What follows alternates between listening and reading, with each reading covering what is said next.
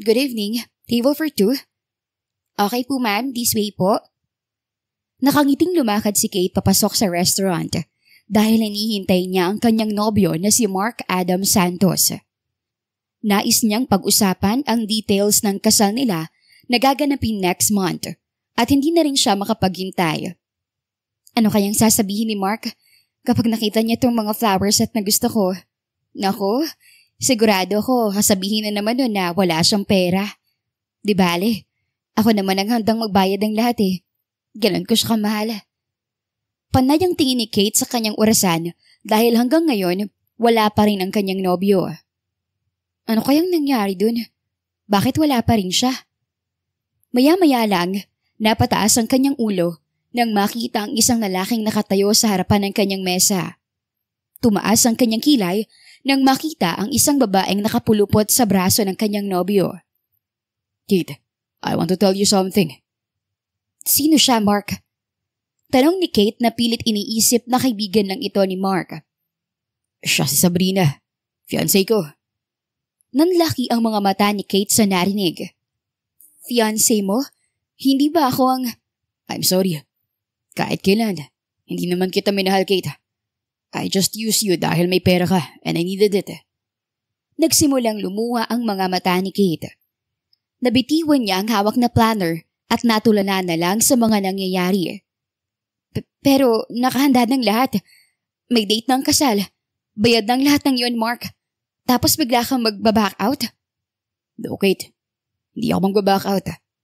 Hinawakan ni Mark ang kamay ng babaeng kasama niya. Saka matamis na tiningnan ito diretso sa mata. Me and Sabrina, we'll use the wedding you prepared. At least hindi masasayang ang effort mo, hindi ba? Meron pang 1 month to change the bride's name and all. Ngumiti si Sabrina sa lalaki. Saka sinandalang ulo niya sa balikat nito. What? Ilang pulgada bang kakapalan ng mukha mo? At sinasabi mo sa akin ang mga bagay na to, ha, Mark? Alam mo bang sinasabi mo? O nababalo ka na? Look, Kate.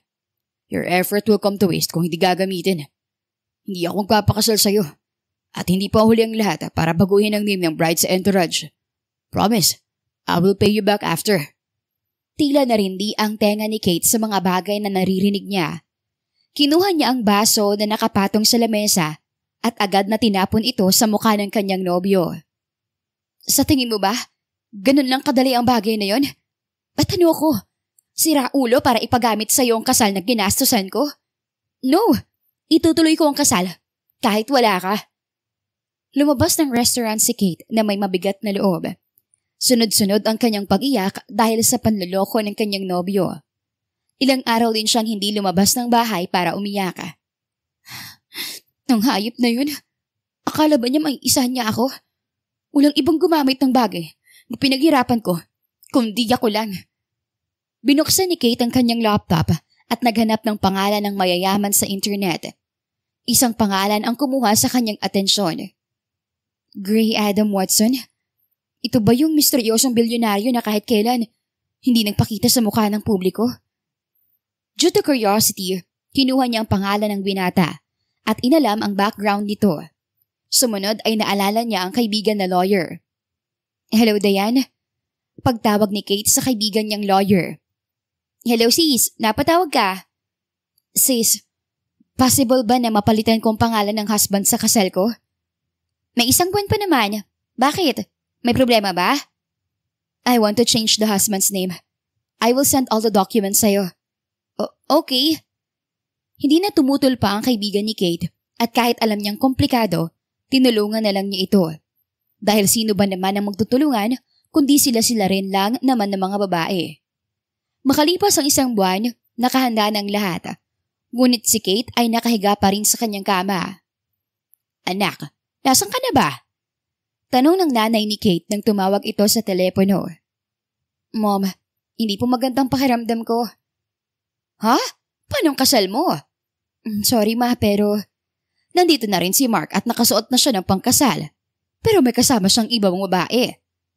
Nanlaki ang mga mata ni Kate nang marinig ang bagay na sinabi ng kanyang ina. Ang lalaking yun, hindi ko alam kung na ganito katagas ang mukha niya.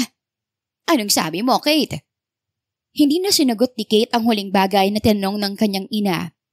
Agad siyang nag-ayos ng sarili at sinuot ang pangkasal na matagal na niyang hinihintay masuot. Hindi ganitong inaasahan kong kasal. Pero hindi ko pwedeng hayaan. Nagawin to sa akin ng lalaking yun. Nasira na rin lang naman ang kasal ko. Tuluyan ko na lang din sisirain. Lumabas siya ng bahay habang suot ang wedding dress. Sa pagbaba niya sa labas ng simbahan, lumingon siya sa paligid at inaasahang may makikitang lalaki na maiaharap niya sa altar. Hanggang sa isang lalaking nagbubukas ng trash bag ang kanyang nakita. Kung papalarin ka nga naman, oh. Pulubi pa talagang nakita ko. Finally, I found you. Sambit ng lalaking naguhukay ng basura nang makuha nito ang isang gintong pendant. Excuse me, mister? Napalingon ng lalaki sa babaeng si Kate na ngayon ay naka-wedding dress. Aha, ako bang kausap mo? Oo, ikaw ang kausap ko. Tiningnan ni Kate ang lalaki mula ulo hanggang paa. Marumi ang damit nito at may kaunting grasa sa muka. Ang kamay ng binata ay nababalot ng lupa dahil sa basura na hinawakan niya. Ew, sigurado na ba tayo sa gagawin natin, Kate? Tanong ng dalaga sa sarili. Kuya, anong pangalan mo? Bakit mo tinatanong? Basta kuya. Ako si Gray Adam Watson. Tugon ng lalaki. Napangiti naman si Kate nang malamang kapangalan ng lalaking ito ang ngalan ng lalaking pinalagay niya sa kasal. Tila yon isang sign mula sa langit. Yon, tamang-tama. Kapangalan mo siya. What? Sige na kuya, ibigyan kita ng pera. Sumunod ka lang sa gusto ko. Ano bang sinasabi mo? Akala mo ba? Mabilis na lumuhod si Kate sa harapan ng binata. Nagulat naman ng lalaki sa ginawa ni Kate. Kuya, please, tulungan mo ko. Pakasalan mo ko. Will you marry me? Alam niyang magmumukha siyang desperada, ngunit wala na siyang maisip na paraan. Well. Look who's here. Kathleen Salvador asked a homeless guy to marry her. Ganito ka na ba ka-desperada? Marahang tumayo si Kate nang marinig ang tinig ni Sabrina na nasa likod niya. Bakit? Ikaw? Hindi ba mas pulubi pang gawain yung agawin ng kasal ng iba? Look, Kate. Kasalanan ko ba na ako ang mahal ng boyfriend mo? Kawawa ka naman. Mas masahol ka pa sa pulubi dahil ngayon, nanilimos ka ng pagmamahal sa iba. Hindi nagustuhan ni Gray Watson ang narinig niya sa dalawa. Nagulat si Kate nang hawakan ni Gray ang kanyang kamay. I will marry you. Sambit ng lalaking pulubi saka lumakad patungo sa loob ng munisipyo. Tila naging mabilis ang mga pangyayari. Sino yung lalaki? Ewan ko, hindi ko alam. Ngayon ko lang nakita. Sambit ng mga taong nasa loob ng simbahan. Yan ay idea kung sino siya. Bulong ni Mark sa katabi niyang si Sabrina. He's a homeless guy na mamulot ng basura kanina. Alam mo, mabuti na lang talaga at natauhan ka na sa ex-girlfriend mo, no? You already know that I didn't love her from the very start. Yeah, I know. Humarap si Sabrina sa nobyong si Mark saka hinawakan ang pisngi nito. Aksidente namang napalingon si Kate sa dalawa at muli na naman siyang nasaktan. Siya bang lalaki na dapat ay nandito? Tanong ni Grace sa dalaga. Tumango si Kate habang pinipigilan ng luha. Maya-maya lang, hinalikan ni Sabrina si Mark sa labi, dahilan upang mapasinghap ang mga tao sa paligid. Hinila naman ni Gray ang kamay ni Kate at pinalapit sa kanyang katawan. Sa kanya tinakpan ang mga mata ng dalaga. Huwag mo silang tingnan. Mag-focus ka na lang sa kasal. Ang sakit pala ng ganito. Sana, hindi na lang ako nakakakita para hindi ako masaktan. Shh! Wala akong alam sa nangyayari. Pero nakikita kong kailangan mo ng tulong. Salamat at pasensya ka na ha. Humarap ang dalawa sa pari na magkakasal sa kanila. Umalis na rito tayo, Sabrina. Saad ni Mark. Tama, wala rin namang maniniwala sa kasal na to. Lumabas ang dalawa na walang napala sa mga nangyari. Matapos ang kasal, ang mga tao sa paligid ay napuno pa rin ng pagtataka. Ngunit walang nagtangkang magtanong. Anak, sigurado ka na ba sa desisyon mo? Opo ma, asaba ko rin naman siya. Napalunok ang nanay ni Kate at tinignan ang binata. Halos takpan nito ang ilong niya dahil sa marungis nitong suot. Ma, Don't judge him, okay? Oh, siya, aalis na muna kami. Lumakad ang dalawa patungo sa labas ng simbahan. Pasensya ka na sa gulong kinasangkutan mo Promise, I will pay you. Sambit ni Kate habang nagmamaneho ng kotse. Ayos lang. Maiksing tugon ng binata. Sandali nga, saan ka ba nakatira at ihahatid na lang kita sa inyo? Lumingon si Grace sa paligid at nakakita siya ng tulay kung saan may mga bahay na gawa sa yero. Diyan mo na lang ako ibaba. Malapit lang ako riyan. Okay, sige. Sa pagbaba ng binata, hetong calling card ko. Tawagan mo ko saka ibigay mo na rin ang account number mo para makapagpasa ko sa'yo. Pasensya ka na talaga, sir. Sige. Nang makalayo ang dalaga, isang buntong hininga ang ginawa ni Gray. Nilagay niya ang kamay sa bulsa at kinuha ang cellphone. Dixon, pick me up. I will send you the address. Sambit niya sa kabinaba ang telepono. Makalipas ang ilang minuto, isang luxury car ang pumarada sa harap ng binata. Ang mga tao ay nagtinginan sa kanya nang makita itong sumakay sa loob. Sir, ano po nangyari sa inyo? Bakit ang dumi niyo? Tanong ni Dixon, ang kanyang assistant. Mahabang kwento. Dalhin mo muna ako sa bahay para makapagpalit ako. Then I will go to the office. Copy, sir. Nang makarating si Grace sa office, hindi mawala sa kanyang isip ang mga bagay na nangyari sa kanya kanina. Sir, kung hindi niyo mamasamain, kaninong calling card po ba yung tinitingnan mo kanina pa? It's from my wife. Wife? Tama po bang narinig ko? Wife? Ngumiti si Gray. Yes. Kinuha ni Gray ang kanyang cellphone at tinawagan ang number ni Kate. Hello? Hi, ako to si Gray. Ay oo, ano po lang account number mo para maipasa ko na? Wait, number mo ba to? Bakit anon? Nakikitawag lang ako. Pwede ba tayo magkita? Yes, gusto ko rin dahil may kailangan din akong ayusin sa mga papeles para mapawalang bisa ang kasal. Kumunot ang noo ni Gray, pero biglang nagdilim ang kanyang paningin kaya napahawak siya sa gitna ng mga mata. Sir, ayos na po ba kayo? Sino yung nagsalita? May kasama ka ba dyan? Agad na binaba ni Gray ang phone at huminga ng malalim. Ano po nangyari, Sir Gray? Dixon, I want you to give me some information about a woman named Kathleen Salvador. Sir? Bakit parang bigla kayo naging interesado sa mga babae? Binigyan ba kita ng karapatan para tanungin ako? Sorry po, sabi ko nga eh. Kinabukasan, tulad ng napag-usapan, nagkita ang dalawa sa isang karinderiya. Nagsuot si Gray ng shorts at t-shirt upang maitago ang totoo niyang katauhan. By the way, Gray, thank you ulit kasi tinulungan mo ko nung isang araw. Totoo nga ang sabi nila. Mas mabait pa ang mga homeless na tao kaysa sa mga edukado. Homeless? Tumaas ang kilay ni Gray nang marinig ito. Uy, sorry. Hindi ko naman hinahamak yung status mo. Ang totoo nga, nakakabilib ka eh. Kasi kahit na mahirap ang buhay, nakakaya mo pa rin lumaban. Anyway, ito na nga pala yung pera na ibibigay ko sa'yo. Nilagay ko na lang sa sobre kasi naisip ko na wala ka nga palang account number. Nilapag ni Kate ang sobre sa lamesa at tinignan naman ito ni Gray. 5,000 laman yan. Sapat na siguro yun? Sorry pero hindi ko matatanggap ang pera mo. Ngumiti si Kate at hinawakan ang kamay ni Gray. I know, overwhelmed ka dahil sa malaking halaga na to. Pero mas malaki ang naitulong mo sa akin ng araw na kailangan kita. Tanggapin mo na yan.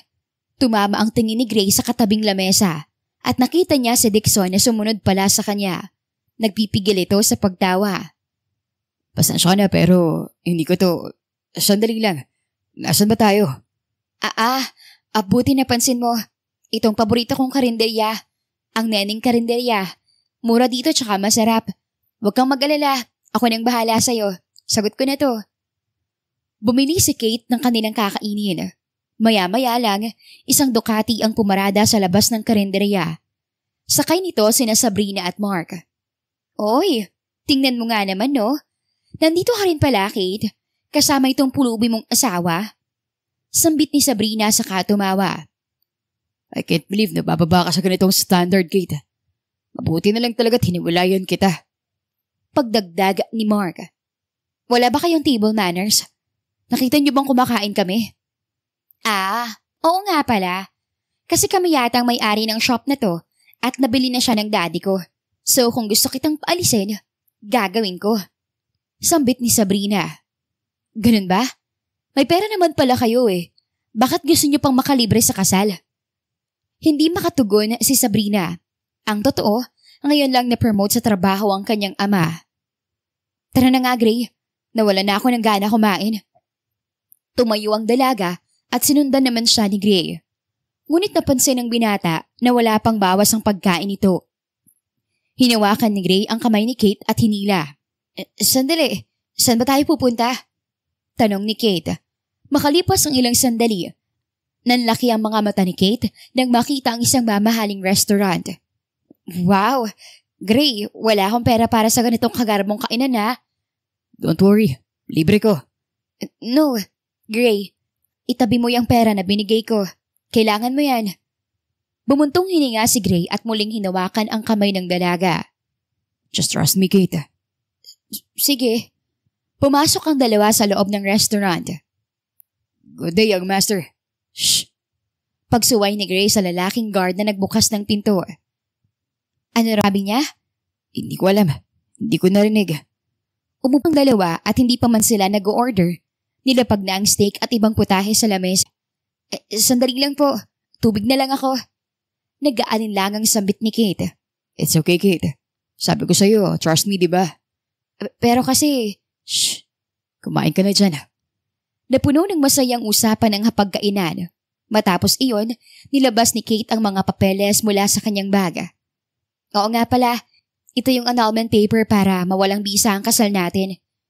Bakit parang nagmamadali ka? Nandidiri ka ba sa akin? Ha? Hindi ah. Ayoko lang na matali ka sa kasal na hindi mo naman gusto. Sino may sabi na hindi ko yun ginusto? Natahimik si Kate sa sinabi ni Gray. Maya-maya lang, tumayo ang binata. Tapos ka na bang kumain? Mauna na ako kasi may kailangan pa akong puntahan. At saka pag-iisipan ko muna kung papayag akong ipawalang bisa ang kasal natin. Excuse me. Hindi na nakapagsalita si Kate. Nakita na lang niya na nag-tap ng black card si Grace sa cashier. Anong problema ng lalaking yun? Saka tama ba yung nakita ko? May credit card siya at kulay black pa. Napuno ng tanong ang isip ni Kate. Kinabukasan, muling tumawag si Kate kay Gray upang makipagkita. Kumunot ang noo ni Gray nang makita ang mensahe ng dalaga. Dexon, buy me clothes na hindi formal. Make sure na hindi to branded. Okay, sir. May date na naman po ba kayo? Ha? Ano bang pakialam mo kung ganun nga? Wala naman, boss. Medyo nakikichismis lang. Bilisan mo na. Malapit ng meeting ko. Okay, sir. Dali-daling sinagot ni Gray ang mensahe ni Kate at wala sa sariling napangiti. Did I just smile? Good morning, Sir Gray. Gusto ko lang pong ipakilala ang new manager ng marketing department, Mr. Ben Salazar. He was promoted last week at kasama po siya sa meeting mamaya. Sambit ng HR head na ngayon ay kakapasok lang sa opisina ni Gray. Good morning, Sir Gray. I'm so happy to meet you in person. Hindi talaga ako makapaniwala na sa wakas ay makakakita kita. I'm always curious kung anong itsura ninyo. Nice to meet you din. At sana gawin mo ng maayos ang trabaho mo. I'll see you later. Tumayo si Gray na hindi tinanggap ang kamay ng lalaking nais makipag-shake hands. Masyado siyang busy para sa ganitong mga bagay. Matapos ang meeting, nagtungo si Gray sa lugar kung saan sila magkikita ni Kate at nagulat na lang siya sa nakita. Hoy, Gray! Nandito ako! Pagtawag ni Kate sa lalaki habang kumakaway sa tabi ng isang lalaking nakabike at nagtitinda ng fishball. Ano to? Fishball? Nagutom kasi ako kaya kumain muna ako. Gusto mo ba? Halos mapatakip ng ilong si Gray sa bagay na naaamoy sa paligid. Hindi kasi kalayuan ay may basura na nakasako sa parke. Dahilan upang mapatingin siya sa direksyon noon. Sinundan naman ni Kate ang tingin ng binata. Basura? Hay nako Gray nandito na ako. Hindi mo na kailangan namulot ng basura.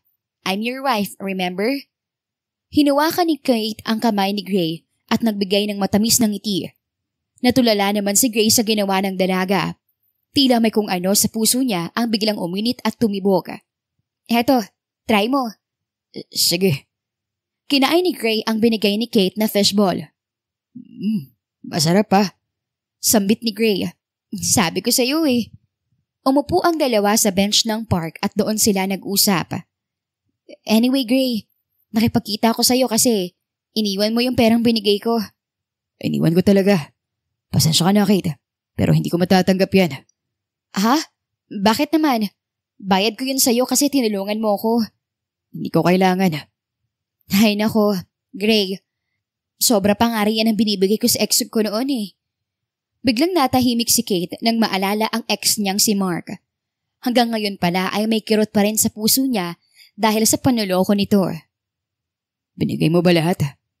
Natulala si Kate sa sinabi ni Gray. Hoy, hindi naman lahat. Nandito pa rin yung alam mo na, yung ibibigay ko sana sa honeymoon kaso wala eh. Oh, honeymoon na. Natagilan si Kate sa pagsasalita ng lalaki at natulala nang tingnan niya si Gray. Nandoon ang pilyong ngiti sa labi ng binata. Teka, yung about sa atin, iba yun. Pero kasama mo pa rin ako, di ba? Oo nga, pero nanlaki ang mga mata ni Kate nang ilapit ni Gray ang mukha sa kanya. Nagsimulang uminit ang kanyang pisngi at maging ang puso niya ay mabilis na tumibok. Gray. Sorry, natakot ba kita? Hindi naman. Hindi makatingin ng diretso si Kate kay Gray dahil sa nangyari. Let's go. Pag-aya ni Gray sa dalaga. Ha? Saan naman tayo pupunta? Sa mall. Gusto ko maglakad-lakad. Pero wala naman tayong... Bago pa makapagsalita si Kate, agad na siyang hinila ni Gray.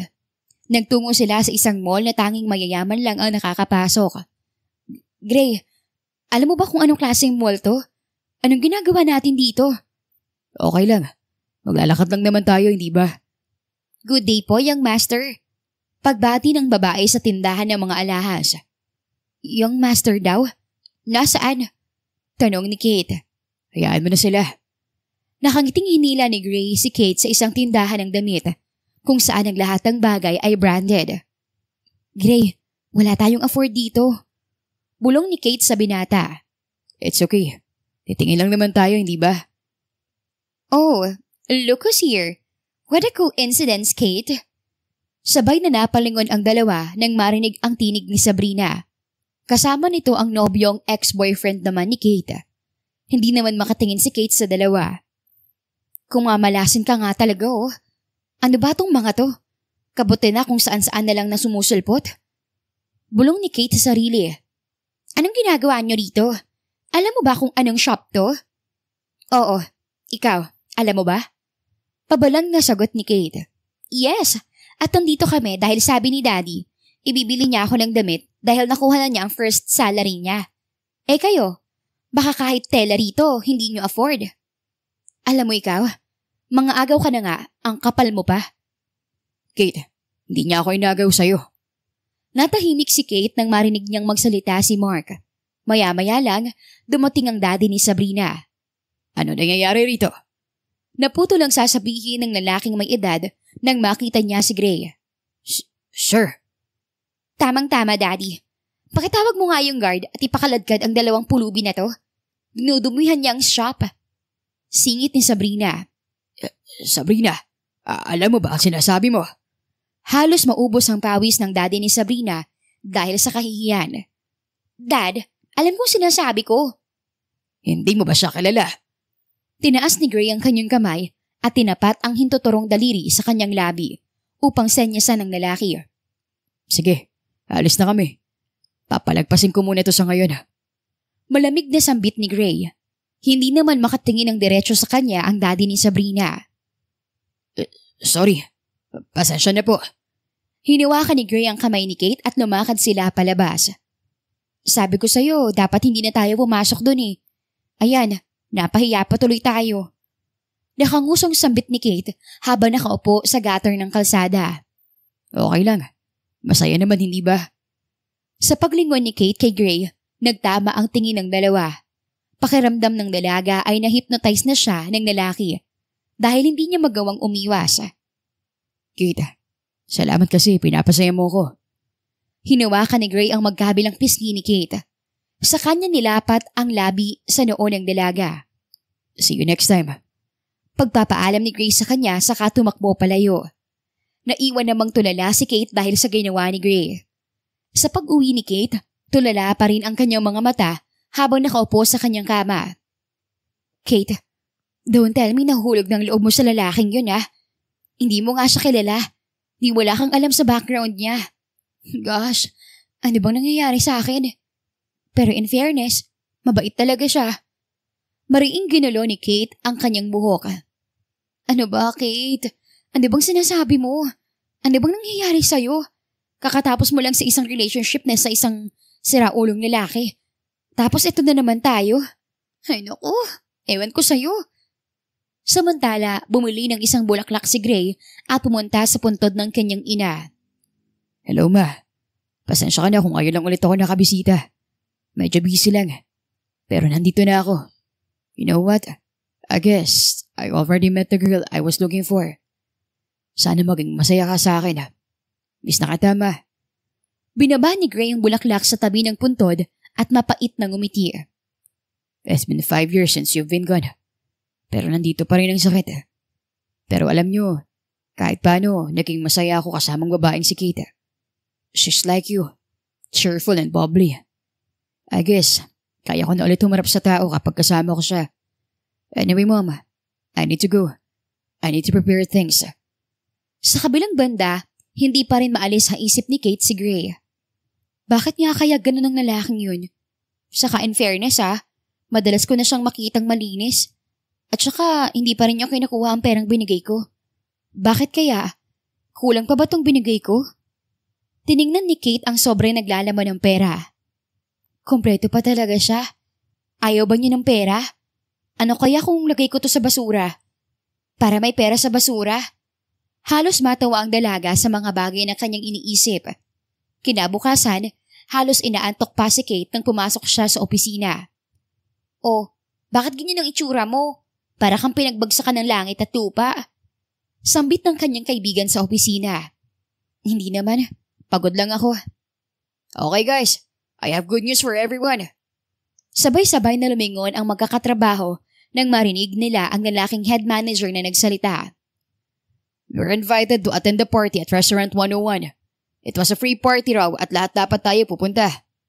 Tumaas ng kamay si Kate. Sir, pwede bang pass ako?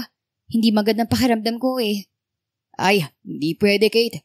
Kasi special mention ka ron sa email. Dapat daw siguradong nandun ka. Ha? Bakit? Isa lang naman akong admin assistant sa opisinang ito. I have no idea. Pero ang malaga, libreng event na to. Napabuntong hininga na lang si Kate at walang nagawa sa nais ng kanyang boss.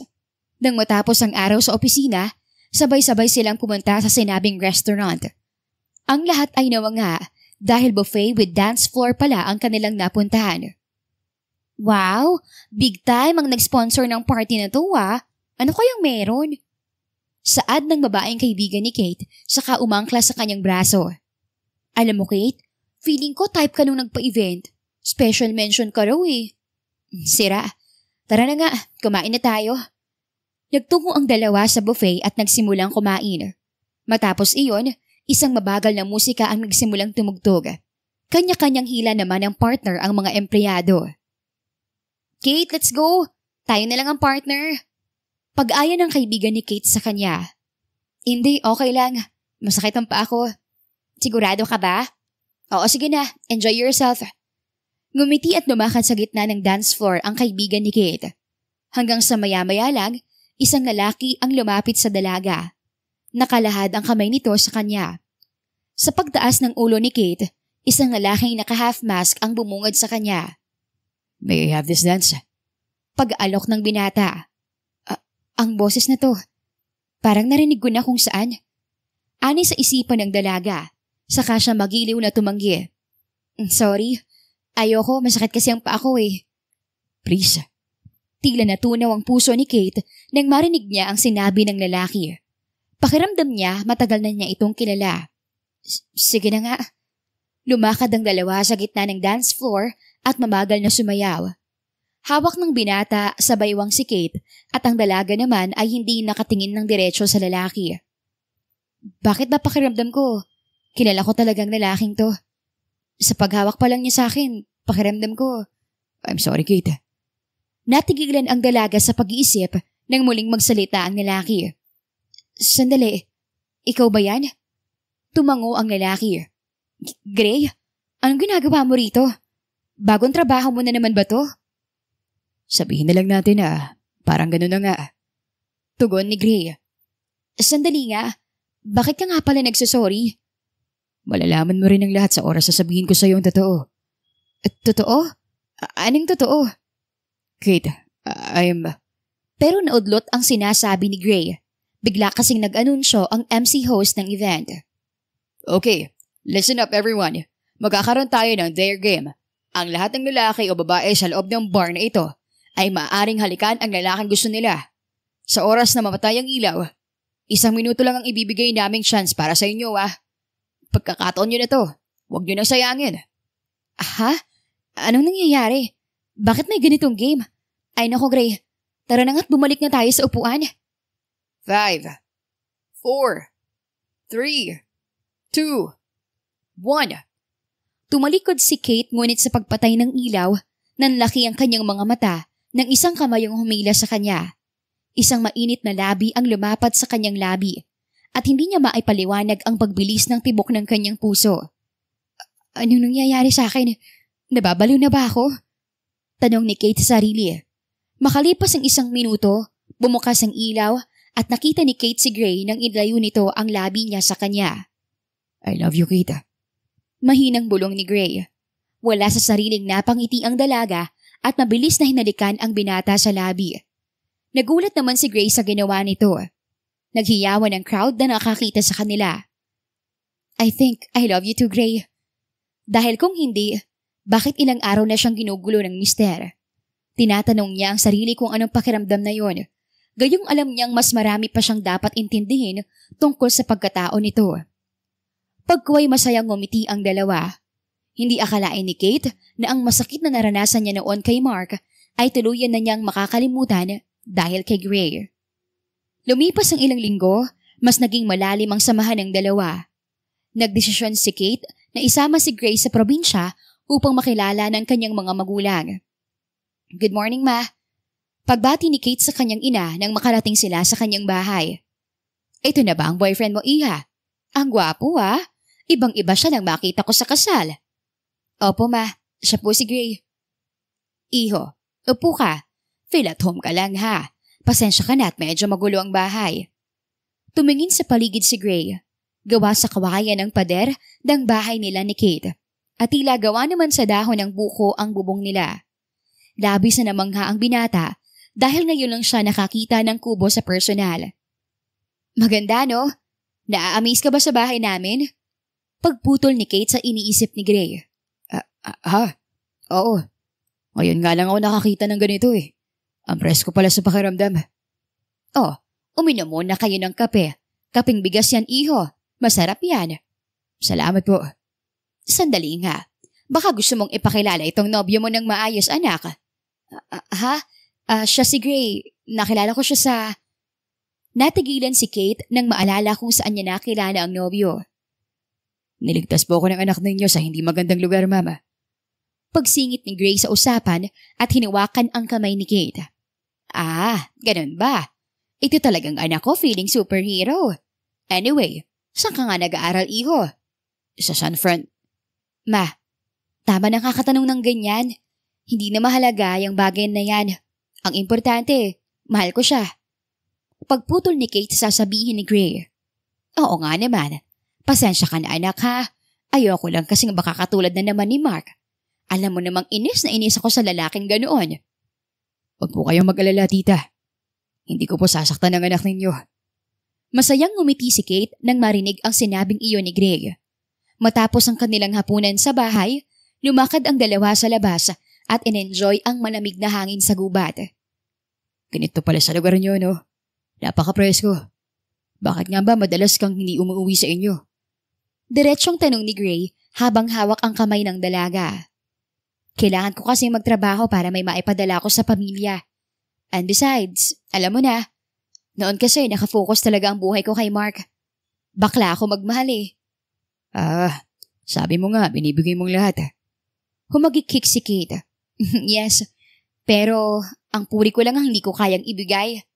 Mabuti naman. Anong sabi mo? Wala. Sabi ko ngayong kasal na tayo. Baka naman. Sira ulo. Natatawang bumitiw ng kamay si Kate saka tumakbong palayo. Sandali lang. Ang balis mo naman tumakbo. Bahala ka dyan. Ang bagal mo kasi. Kulang ka sa exercise. Wait. Habol na sigaw ni Gray, saka natawa na lang siya sa sitwasyon nila.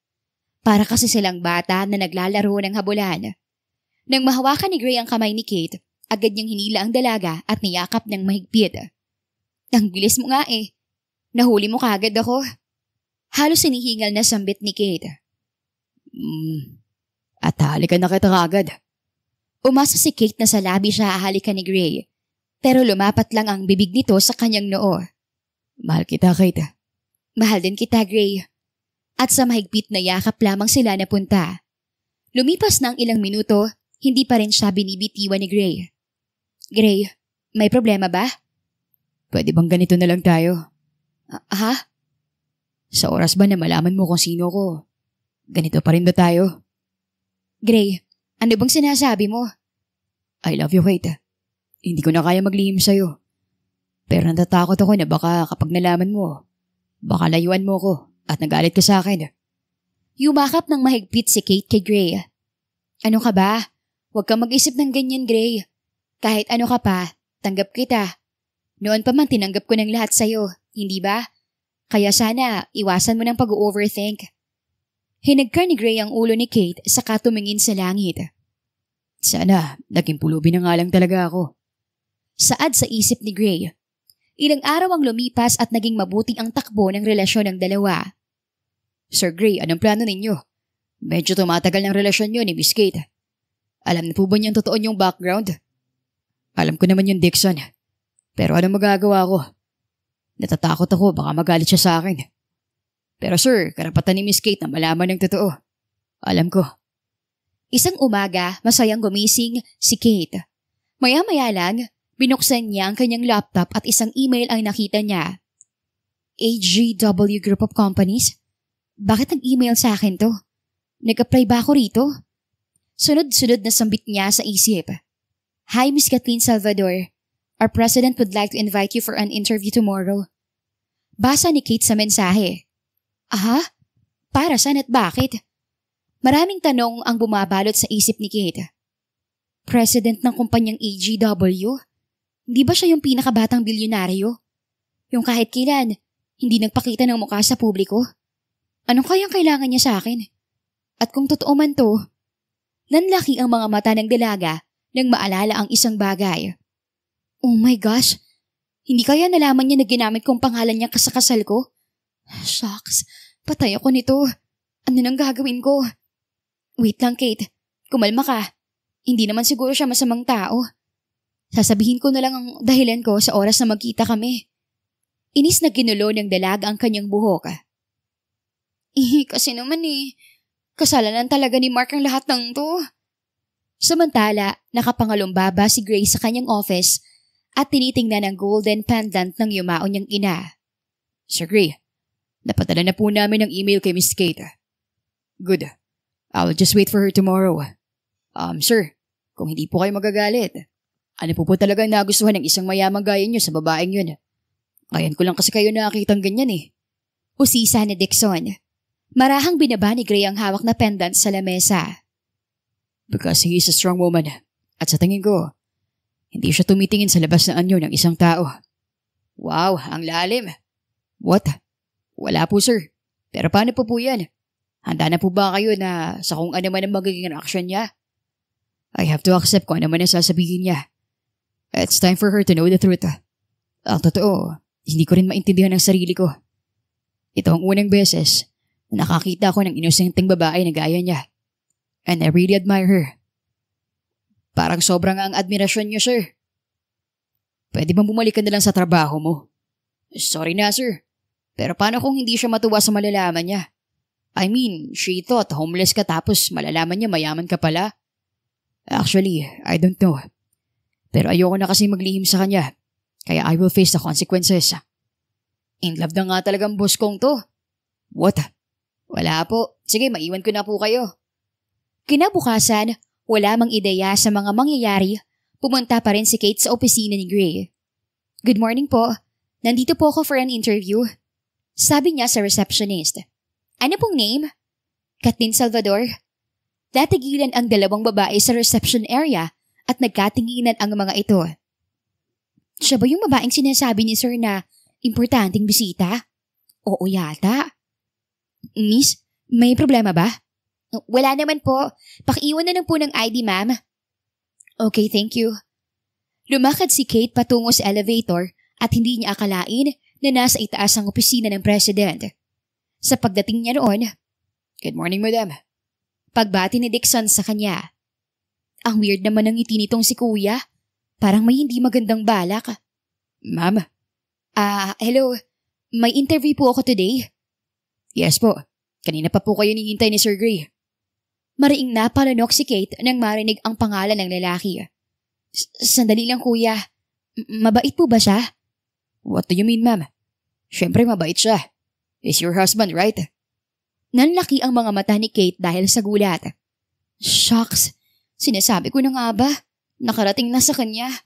Patay ako nito. Sigaw niya sa isipan. Binuksan ni Dixon ang pinto ng opisina. Nakita ni Kate na nakatayo si Gray. Nakatalikod ito sa kanya. Nakatanaw ang lalaki sa labas ng malaking glass window. Good morning, sir. Sa pagharap ni Gray, nagulat ang babae sa nakita. Gray? Hello. Sa wakas, nakilala mo ng totoong ako. Sandali nga. Kailan ka pa nakapasok dito? Ano ka dito? Janitor? Bakit ganyan ang suot mo? Tumaas ang kilay ni Gray at napahagod na lang siya sa sentido. Miss Kate, hindi po siya janitor. Siya po ang president ng kumpanyang ito. Siya si Gray Adam Watson. Totoo ba to? Final answer? Opo, ma'am. I'm sorry for keeping this a secret. Pero this is my real identity. Hindi kasi ako nagkaroon ng oras para magpaliwanag sa'yo. Dahil inakala mo kung isang pulubi. Pasensya ka na, Kate. Sandali nga. Pinagluloko mo ba ako? Totoo ba to? Kung ganoon, all this time, mukha kong tanga na inaakala na mahirap ka? Ano yun? Sinasakyan mo lang yung trip ko? Okay, hindi sa ganun. Then ano? Bakit pinatagal mo pa ng ganito? Bakit, Gray? Nakakatawa ba? Masaya ka ba na may napapagtripan ka? Ganyan ba kayong mayayaman? Miss, wag mong kausapin ng ganyan si boss. Tinaas ni Gary ang kanyang kamay upang pigilan si Dixon. Let her be. She needs to let out her anger. Oo, tama. Kailangan ko talagang ilabas tong inis ko sa'yo. Kasi all this time, akala ko parehas tayo. Nasing level tayo. Pero at may back, siguro tawang-tawa ka, no? Kaya pala hindi mo tinanggap yung perang binigay ko. Kasi masyadong maliit. Pasensya na ha. Yun lang ang kaya ko eh. Look, Kate. I know how frustrated you are. Pero maniwala ka. Hindi ko naman sinasadyang patagalin to. But it happened. I'm sorry, Gray.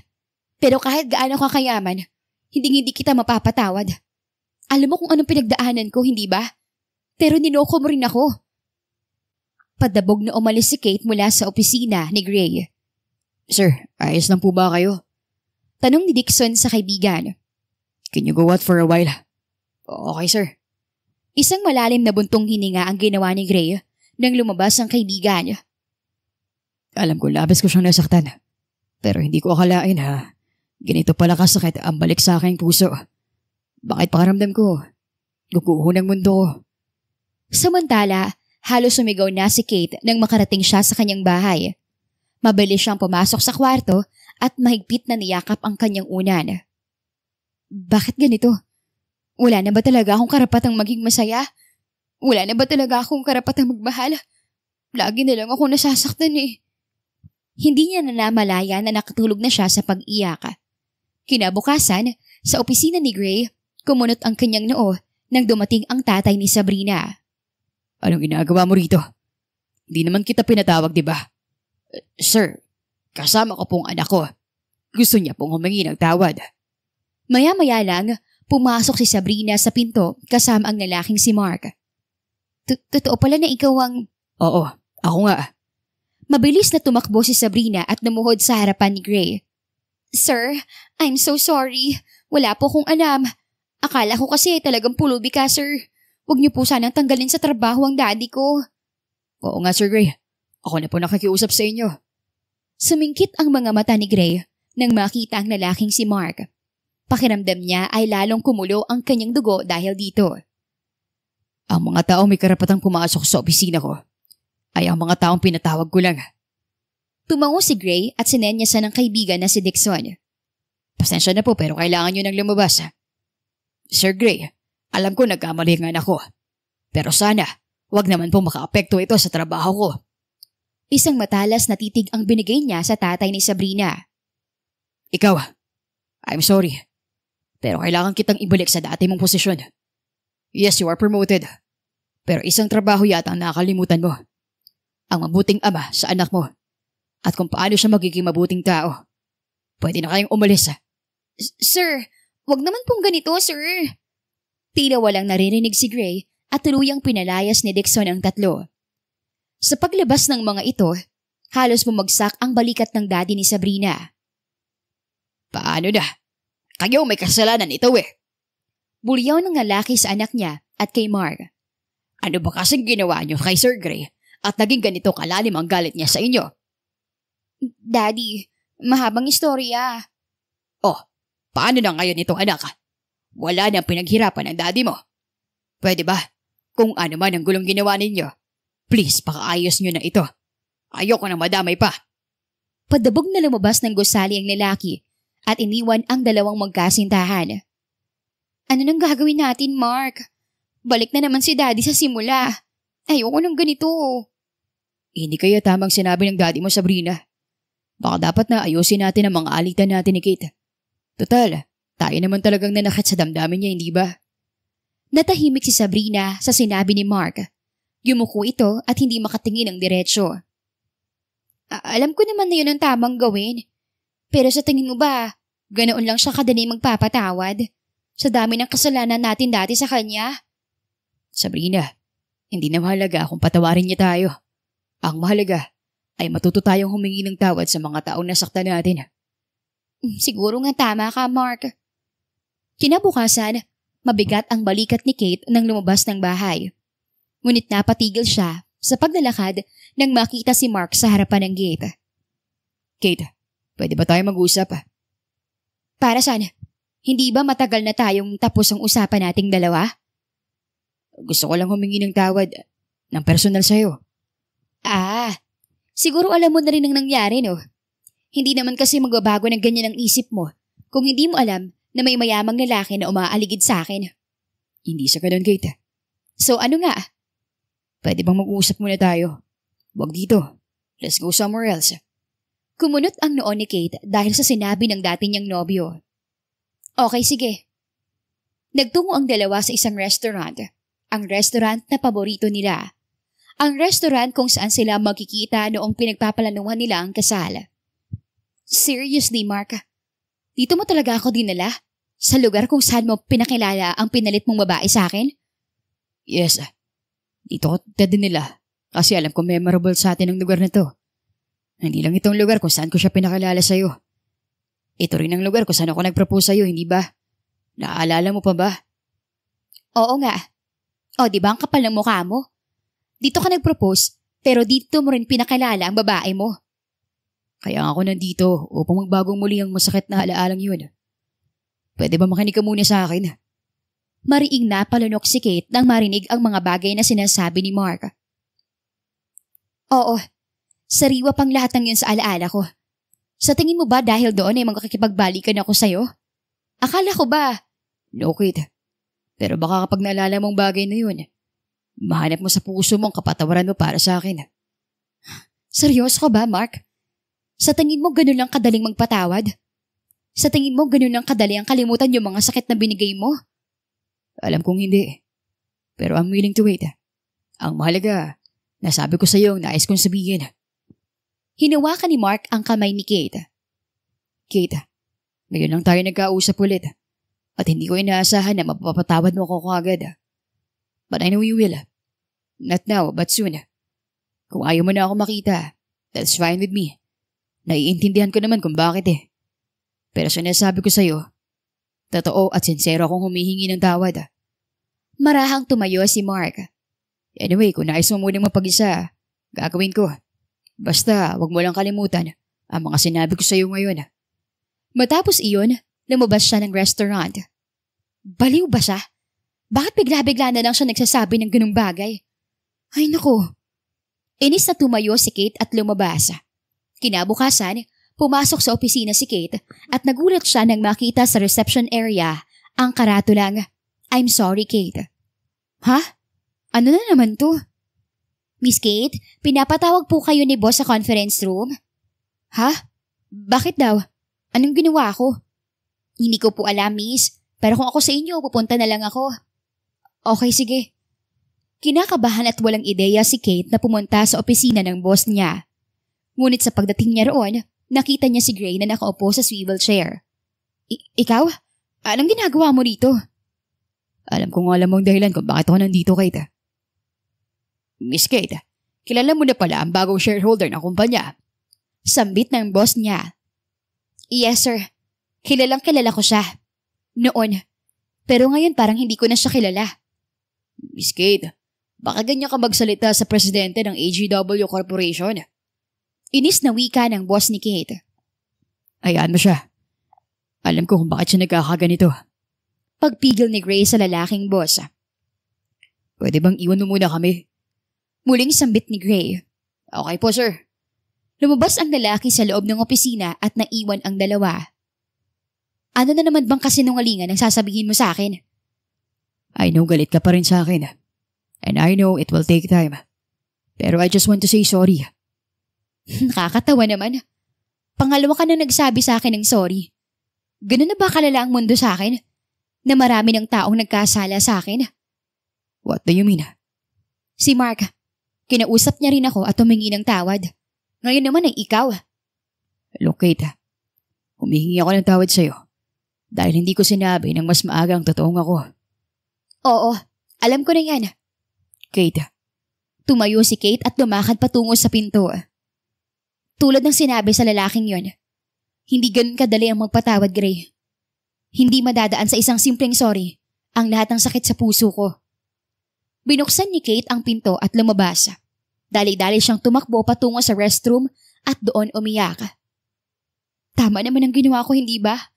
Ano bang akala nila sa akin? Manhid? Nasaktan ako. Nadurog. At ngayon sorry lang, okay na. Bumalik si Gray sa kanyang opisina na bigong makuha ang kapatawaran ni Kate. Sir, kanina pa po kayo hinihintay ng ka-meeting nyo. Bungad na sambit ni Dixon sa kanya. Ganun ba? Sige, papunta na ako. Nagtungo sa meeting ang binata at pinag-usapan ang expansion ng kumpanya na gaganapin sa Europe. Kailangang pumunta ni Gray doon upang asikasuhin ang ilang bagay. Naisa na niyang sabihin kay Kate ang pag-alis niya, ngunit hindi naman sumasagot ang dalaga. Kaya naman nag-iwan na lang siya ng mensahe rito. Ano na naman ba tong email ni Gray? Nanlaki ang mga mata ni Kate nang mabasa ang mensaheng iyon. Nakaramdam siya ng kirot sa puso. Totoo ba to? Aalis siya? Pero sandali nga, ano bang pakailam ko? Saka bakit ba ako nasasaktan kung pupunta siya sa ibang bansa? Lumipas ang ilang araw, tuluyan nang hindi nag-usap sina Gray at Kate.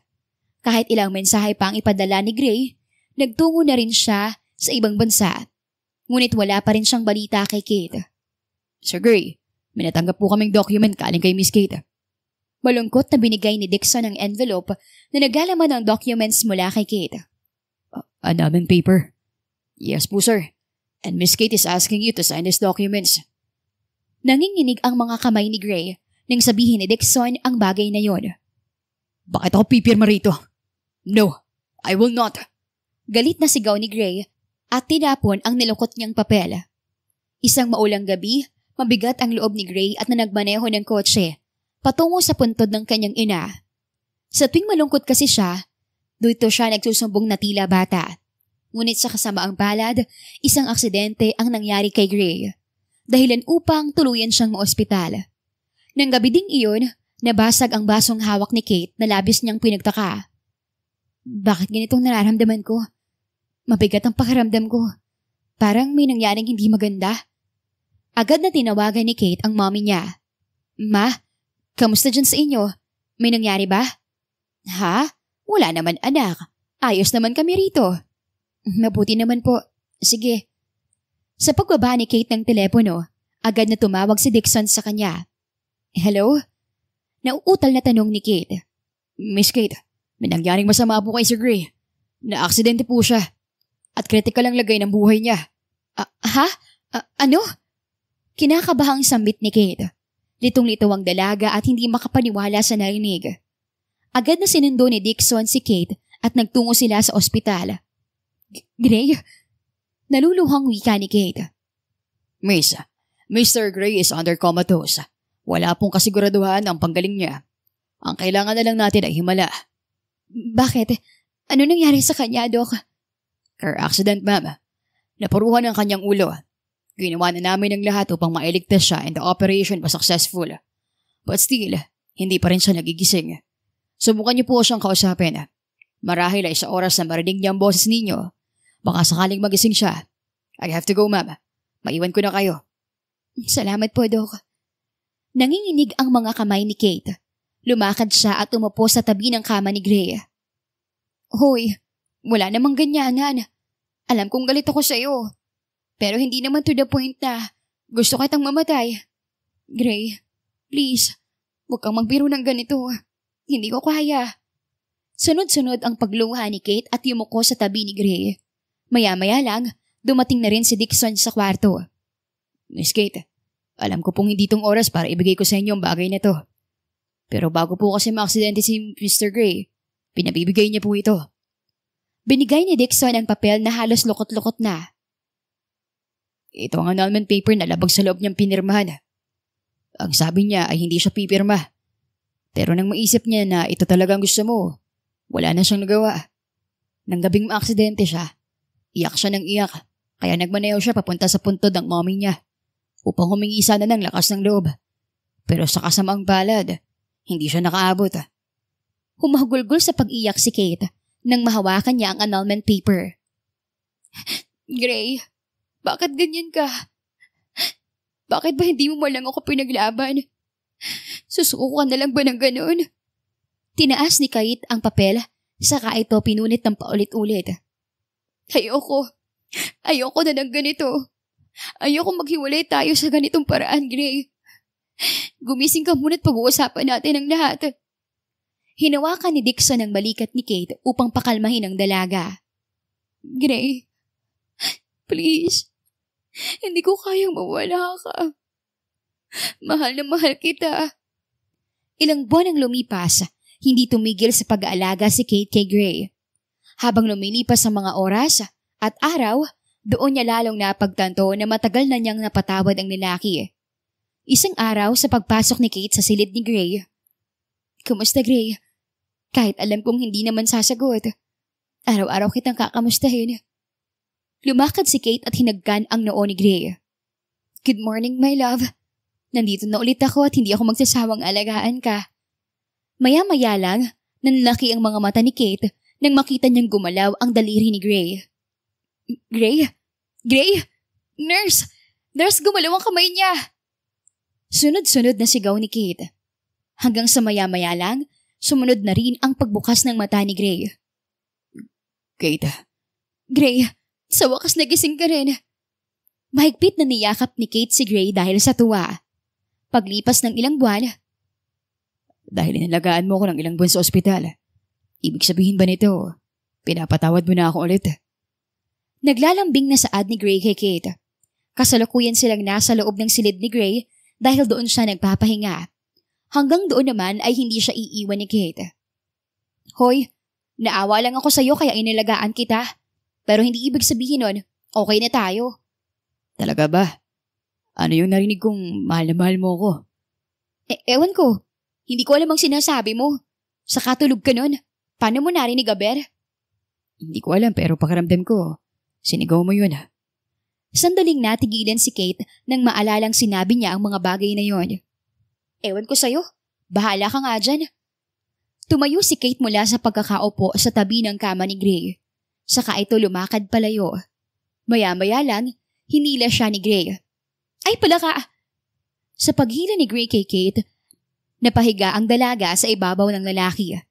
Nagtama ang tingin ng dalawa at nagsimulang tumibok ang kanilang puso. Ano? Magsisinungaling ka pa rin ba sa akin? Narinig ko ang puso mo. And it's not lying. It's shouting my name. Ayan ka na naman. Ambisyoso ka na naman eh. Bitiwan mo na nga ako. Hindi kita bibitawan. Hanggat hindi mo sinasabing, hindi mo na ako mahal. Mariing napalunok si Kate at hindi masabi ang bagay na yon. Bakit ko sasabihin na hindi kita mahal kung mahal naman talaga kita? Ngumiti si Gray at hindi mapigil ang kilig na nararamdaman. I knew it. I love you so much, Kate. At gusto ko ulit humingi ng tawad sa'yo. Salamat dahil hindi mo ako sinukuan. Siguro kung wala ka, baka wala na rin ako ngayon. Nagulat si Gray nang mahigpit siyang yakapin ni Kate at halos maiyak na sa bisig niya ang dalaga. Huwag mo na akong tatakutin ng ganun. Please lang. Halos mamatay ako sa pag-aalala sa'yo. I'm sorry, Kate. Hindi na mauulit yun. At ayoko nang maulit pa. Hindi ko kakayanin kung makikita kitang umiiyak pang ulit. Naglapat ang labi ng dalawa at sa ganoong oras, isang mainit na sandali ang kanilang pinagsaluhan. Sa pagsapit ng umaga, Good morning, my sweetie. Bumukas ang mata ni Kate nang marinig ang boses ni Gray. Gray? Breakfast is ready. I prepared some. Thank you. Sa pag-upo ni Kate, naramdaman niya na tila may mabigat sa kanyang daliri. Sa pagtingin niya, nagulat siya nang makita ang isang singsing na may diamond ring. Gray, anong... Nung una, ikaw ang nagalok ng kasal sa akin.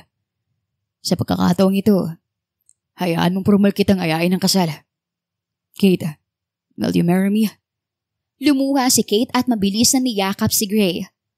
Yes, I will marry you again. Nabalot ng saya ang puso ng dalawang nagmamahalan. Kinabukasan, muling umuwi si Kate sa kanyang bahay. Ngunit nang makarating siya sa gate, nakita niya sina Sabrina at Mark. Anong ginagawa niyo rito? Kate, hindi kami nandito para makipag-away. Nandito kami para sana makipag-ayos sa'yo. Sunod-sunod na sambit ni Sabrina. Kung sa bagay, wala naman ako mapapala kung magtatanim pa ako ng sama ng loob sa inyo, hindi ba? Alam ko naman na kayo talagang totoong nagmamahalan. Noong una pa lang. Anyway, I am happy for both of you. Hindi man ganun kadaling magpatawad. Pero sa tingin ko, wala rin akong karapatang ipag-ait sa inyo ang bagay na yun. Nilahad ni Kate ang kanyang kamay. It's okay. I forgive you.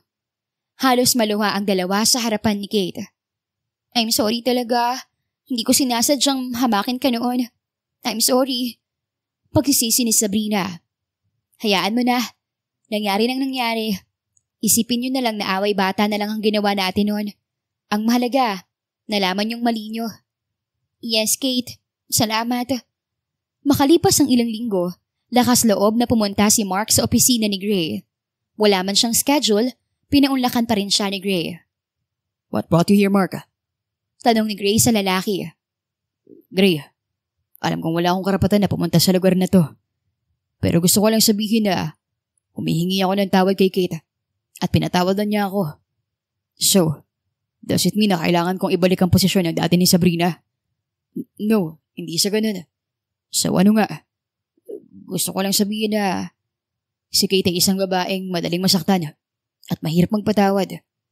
Alam kong mahal ka na niya at mahal mo rin siya. Sana protektahan mo siya. Isang bagay na hindi ko nagawa nun. Alagaan mo siya, pakiusap. Who are you to tell that to me? Anyway, thank you dahil kung hindi mo siya iniwan, baka hindi ko siya naging asawa. At masaya naman ako dahil sa'yo siya napunta. Tugon ni Mark kay Gray. Thank you again, Sir Gray. Nilahad ni Mark ang kanyang kamay. Tinitigan iyon sandali ni Gray. Ngunit maya-maya lang, tinanggap niya rin ito at matipid na ngumiti. Matapos ang usapang iyon, umalis si Mark at sa pagbukas nito ng pinto, bumungad sa binata si Kate. Mark, anong ginagawa mo rito? Wala naman. May sinabi lang ako sa fiancé mo. I'm so happy na nahanap mo na yung totoong taong nagmamahal sa'yo. Lumakad palayo si Mark. Ha? Ano nangyari dun? Pumasok si Kate sa loob ng opisina ni Gray. Anong problema ng mokong na yun? Kunot noong tanong ni Kate. Man-to-man talk, I guess. Ay sus, may ganun ka pa ah. Ikaw, anong ginagawa mo rito? Oh, yeah. I'm planning about the wedding. May papakita ko sa yung design. Hanggang ngayon, hands-on ka pa rin sa ganitong bagay. Oo naman. Nilapag ni Kate ang mga floral design na gusto niya. Ano sa tingin mo, Gray? Maganda ba? Oo, maganda. Natigilan si Kate nang makitang nakatingin sa kanya si Gray. Hoy, huwag kang ganyan. Sumeryoso ka naman. Natawa na lang si Gray sa ekspresyon ng babae. Yes, maganda nga. And I like the style. Diba? Sabi ko na maganda talaga to eh. Anyway, Kate, pwede ba tayong kumain sa labas mamaya? May ibibigay lang ako. Ha? Sige. Nang gabing iyon, tulad ng napagkasunduan ng dalawa, tumungo ang mga ito sa isang mamahaling restaurant.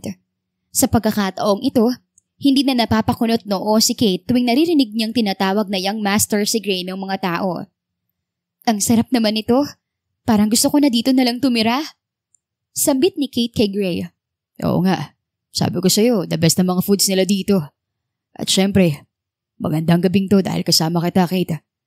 Salamat kasi ikaw na rin ang makakasama ko habang buhay. Masaya rin ako. Napakasarap ng usapan natin kanina. Maya-maya lang, kumunot ang noo ni Kate nang makita ang marahang pagtayo ni Gray at pumunta sa likod niya. Gray, anong ginagawa mo? May isang bagay pa akong gustong ibigay sa'yo. Isang bagay na espesyal. Iniabot ni Gray ang isang maliit na velvet box. Binubuksan ito ni Kate. Isang pendant? Ganda. Ginto ba to? Oo. At hindi lang basta ginto. Ito ang pendant ng aking ina. Palagi niya itong suot. May sentimental value siya para sa akin. Wow. Napakasimpleng lang pero elegante. Gusto ko itong ibigay sa'yo, Kate. Para matandaan mong gabing to. Sa tuwing tinitingnan mo ang pendant na yan, lagi mong aalalahanin at lagi mo akong iniisip. Mahalaga sa akin ito at ngayon, isa ka na rin sa mahalagang tao para sa akin. Gray, totoo ba to? Masyadong mahalaga ang bagay na to sa'yo, hindi ba? Hindi ko alam ang sasabihin ko. Maraming salamat, Gray. Maya-maya lang kinuha ni Gray ang kwintas at sinuot yun sa leeg ni Kate. Nakaramdam naman ng saya ang puso ni Kate. Sana lagi mo itong suot para lagi mo akong maalala at para lagi mong matandaan ang pagmamahal na binungo sa akin ng aking ina. Mahigpit na niyakap ni Kate si Gray. Pangako, aalagaan ko to para sa'yo at para sa iyong ina. Salamat, Gray ah. Salamat sa lahat. Ito ang pinaka-memorable na gabi sa buhay ko. Halos maluhang sambit ng dalaga. Same as me. At sana, ito pa lang ang simula ng maraming magagandang gabi sa buhay nating dalawa. Ngumiti ang dalawa sa isa't isa. Ilang buwan ang lumipas, maraming proseso ang kailangang isagawa, ngunit sa huli, ang pagmamahalan pa rin ni Gray at Kate ang nanaig. Isang mabagal na musika ang tumutugtog habang naglalakad sa simbahan si Kate. Sa pagkakataong ito, mas magandang wedding dress ang suot niya at mas bongga ang kasal ang naganap. Sino nga bang mag-aakala na muli ako maglalakad sa altar ng simbahan? At sa pagkakataong ito, sa taong minamahal kong hindi ko inaasahan at dumating lang sa buhay ko ng biglaan. Everything is just too unexpected. Nasaktan ako ngunit bumangon muli. Hindi sumuko na someday may magmamahal din sa akin ng ganito. Nang makarating si Kate sa harap ni Gray na ngayon ay naghihintay sa kanya, ngumiti ang binata. Napakaganda mo, Kate. At napakagwapo mo naman, Gray. Humarap ang dalawa sa pari at nagsimula ang seremonya ng kasal. Nagsimulang maghiyawan ang mga tao. Humarap si Kate kay Gray at nagtama ang tingin nila sa isa't isa. Unti-unting nilapit ni Gray ang kanyang labi sa dalaga at mainit na halik ang namagitan sa dalawa. Wakas,